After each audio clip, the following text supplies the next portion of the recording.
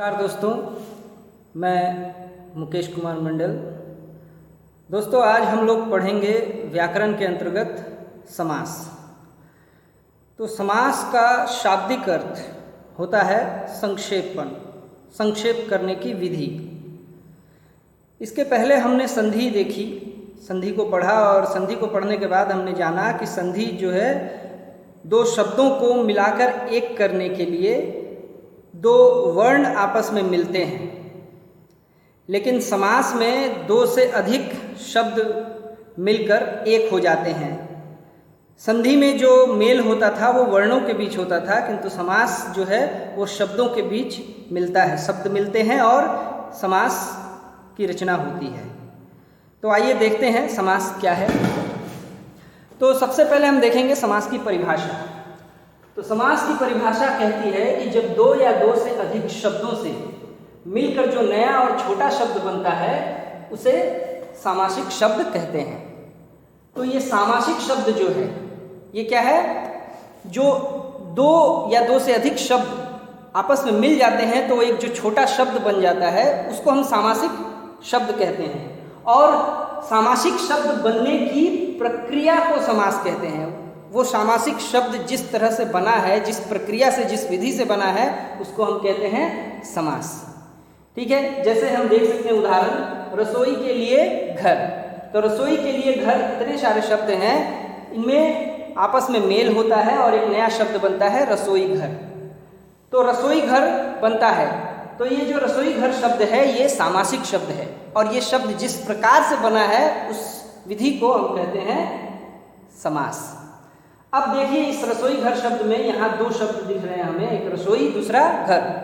तो पहला जो है रसोई शब्द, इसको हम कहते हैं पूर्व पद, इसको हम पहला पद भी कह सकते हैं। दूसरा है घर, ये है उत्तर पद, जिसे हम दूसरा पद या अंतिम पद कह सकते हैं।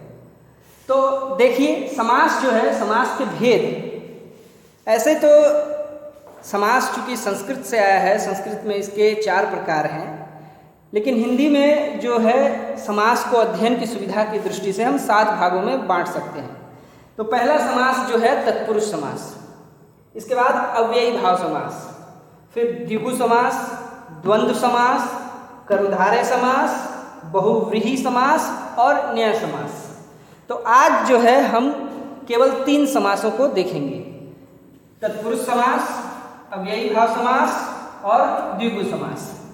तो चलिए हम लोग देखते हैं। तत्पुरुष समास की परिभाषा क्या होगी, सबसे पहले हमें ये देखना है। तो तत्पुरुष समास में क्या होता है, दूसरा पद यानी उत्तर पद जो है वो प्रधान होता है। प्रधान होता है का मतलब क्या हुआ, यानी वो जो सामासिक शब्द बना, वो सामासिक शब्द उसका अर्थ जो है वो दूसरे पद पर निर्भर करता है, दूसरे पद पर केंद्रित होता है। जैसे देखते हैं हम,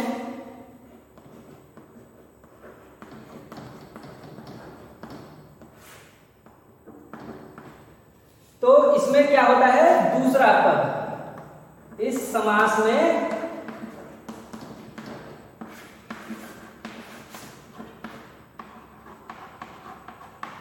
उत्तर पद प्रधान होता है।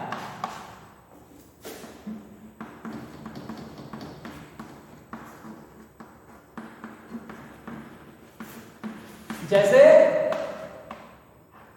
राजा का पुत्र क्या होगा, ठीक है, राजपुत्र। तो राजा का पुत्र राजपुत्र। तो यहां देखिए 2 पद हैं, एक राजा है और दूसरा पुत्र है। तो राजपुत्र जो सामासिक शब्द बना, इस राजपुत्र का अर्थ होता है राजा का पुत्र। राजपुत्र का अर्थ राजा नहीं होता, राजा तो राजा है, राजा का पुत्र जो होता है उसको राजपुत्र कहते हैं। तो यहाँ पुत्र जो पद है, दूसरा पद उत्तर पद, ये प्रधान है। इसी पुत्र के आधार पर ही इस पूरे शब्द का अर्थ केंद्रित होता है। ठीक है, तो हमने ये देख लिया कि इसमें दूसरा पद प्रधान होता है, हम पहचान जाएंगे कैसे हुआ है। लेकिन जब ये तत्पुरुष समास बनता है तो इस तत्पुरुष समास के बनने में कुछ कारक विभक्तियों का लोप होता है। जैसे यहाँ हम देख रहे हैं का, ये संबंध कारक है। तो आपने पिछली क्लास में पढ़ा होगा कारक और उसके चिन्ह। तो 8 कारक हैं, 8 कारकों के चिन्ह हैं, लेकिन समास में वो 8 कारक नहीं आते हैं। समास के अंतर्गत हम 6 कारक चिन्हों का प्रयोग करते हैं, 6 कारकों का। तो यहाँ जो कारक चिन्ह है ये है का। तो जब ये सामासिक शब्द बना राजपुत्र, तो इसमें ये कारक चिन्ह का लोप हो गया, ये अदृश्य हो गया। लेकिन जब हम राजपुत्र को समास को तोड़ेंगे, उसको तोड़ने की विधि को कहते हैं हम क्या? समास विग्रह। समास विग्रह। तो जब हम समास विग्रह करेंगे, यानी ये जो राजपुत्र है, राजपुत्र को हम तोड़ेंगे तो ये पूर्व स्थिति में आ जाएगा। तो इस विधि को कहते हैं समास विग्रह करना। तो समास विग्रह करते समय राजा का पुत्र जो है वो का चिन्ह जिसका लोप हो गया था राजपुत्र में, वो वापस आ जाएगा। ठीक है, तो कारक चिन्हों का लोप होता है इसमें सामासिक शब्द में। तो ये हो गया तत्पुरुष समास। इसी प्रकार और भी बहुत सारे शब्द बन सकते हैं दूसरे। जैसे पहले उदाहरण में समास की परिभाषा में हमने देखा रसोई के लिए घर, रसोई घर। तो वहाँ के लिए जो शब्द था, वो के लिए शब्द क्या है? कारक चिन्ह है, तो उसका लोप हो जाता है रसोई घर में। इसी प्रकार और भी दूसरे शब्द हैं।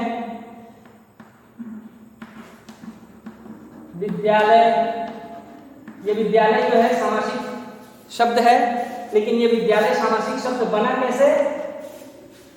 इसका विग्रह करेंगे तो क्या आएगा? विद्या के लिए आलय। विद्या के लिए आलय। तो विद्या प्राप्त करने के लिए जो आलय होता है, आलय का अर्थ क्या है? घर या भवन।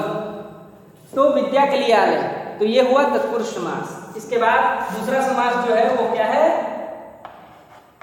अव्ययी भाव समास।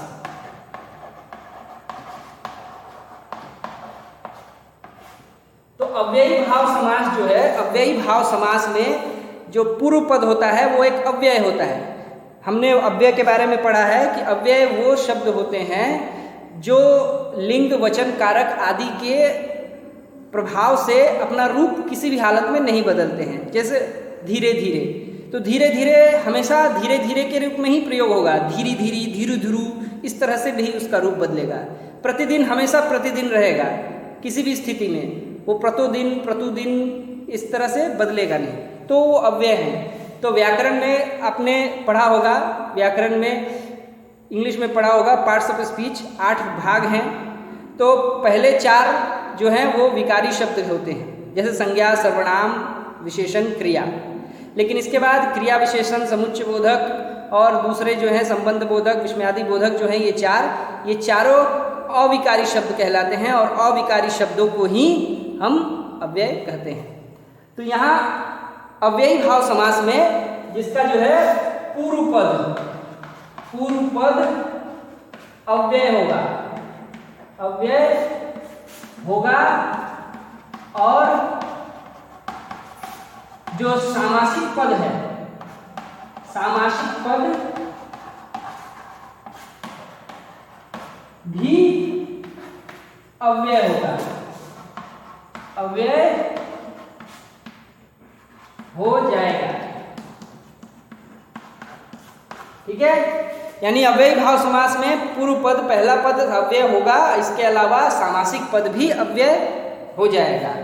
तो इस समास का हम देखते हैं कैसे होता है और विग्रह किस रूप में होता है। जैसे हमने एक उदाहरण लिया, वही प्रतिदिन अगर ले लेते हैं, जैसे ये प्रतिदिन क्या है? ये एक सामासिक शब्द है, लेकिन हम इसका विग्रह करेंगे तो किस रूप में होगा? प्रत्येक दिन,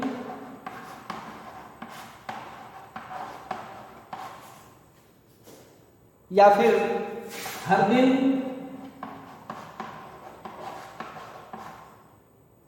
या दिन दिन, इस रूप में भी हम इसका प्रयोग कर सकते हैं। तो प्रतिदिन में क्या है? ये प्रति जो है ये अव्यय है। प्रति हमेशा प्रति होता है, प्रता, प्रतु नहीं हो सकता। लेकिन जब प्रतिदिन के साथ दिन एक शब्द है, प्रति एक अव्यय के रूप में इसमें युक्त होता है, तो ये जो दोनों मिलकर जो शब्द बनते हैं प्रतिदिन, वो क्या हो जाते हैं, वो अव्यय हो जाता है। ये पूरा पद ही सामासिक शब्द, ये पूरा अव्यय है। ठीक है, तो इसका विग्रह हुआ इस तरह से। उसी तरह से दूसरा शब्द हम उदाहरण के रूप में देख लेते हैं, भरपेट। तो भरपेट जो है सामासिक शब्द है और इसका विग्रह किस प्रकार करेंगे, पेट भरकर, पेट भर कर। समझ में आया? अब हम देखेंगे अगला समास, जिसको कहते हैं हम द्विगु समास।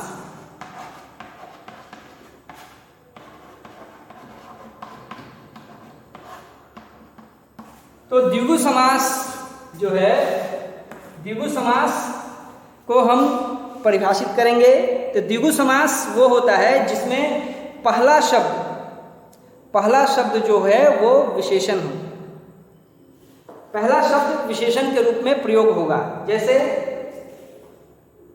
वो भी संख्यावाचक विशेषण, विशेषण संख्यावाचक विशेषण होगा वो। तो संख्या होगी पहला।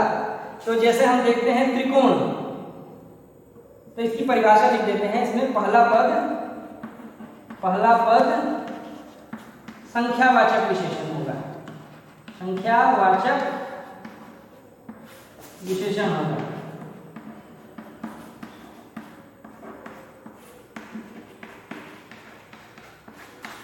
ठीक है, तो उदाहरण देखते हैं हम। जैसे